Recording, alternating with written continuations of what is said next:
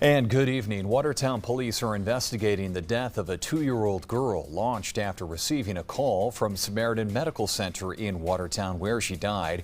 7 News reporter Lexi Bruning live from Eastbrook Apartments tonight, the scene of the investigation.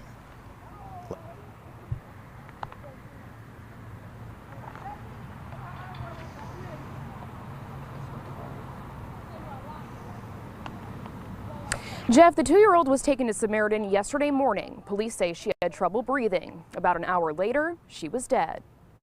Right there in the grass area. John, who didn't want to give his last name, lives next door to where police are investigating the death of a 2-year-old in the Eastbrook apartment complex in Watertown. He says he used to see the neighbor's children playing on the back porch. She'd have her toys and he'd have his. But the same place they once played is now being combed through by police. From the story I've heard, it was a shock to me. Neighbors tell 7 News they saw police bring out bags of things that might be evidence. John is in disbelief. I met the girl, I've talked to her, and why? The investigation began Wednesday shortly after noon, after Samaritan Medical Center reported the 2-year-old had died. According to police, the toddler, who was having trouble breathing, was brought to Samaritan in a personal vehicle just before 11 a.m.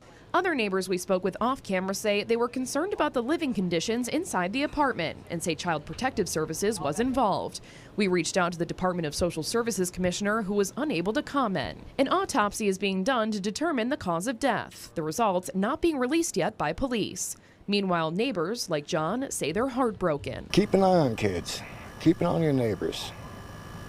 Let people know what's going on.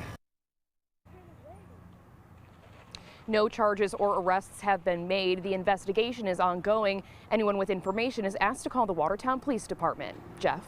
Lexi Bruning live in the field there at the scene. Thank